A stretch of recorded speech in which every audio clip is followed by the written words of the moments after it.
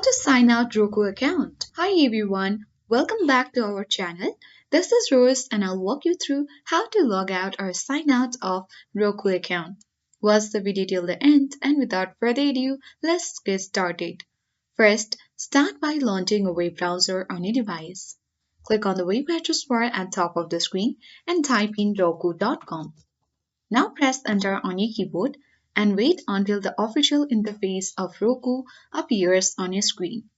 Now to log out your Roku account, click on the person-like icon at top right corner of your screen.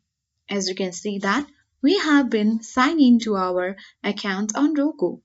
To sign out, click on sign out button from this menu bar.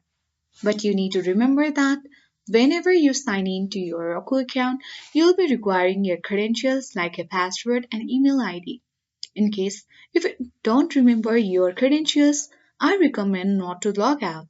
But in case if you remember it, you can click on sign out button and then within a few minutes you will successfully sign out your Roku account. So that's it. I hope this guide was helpful.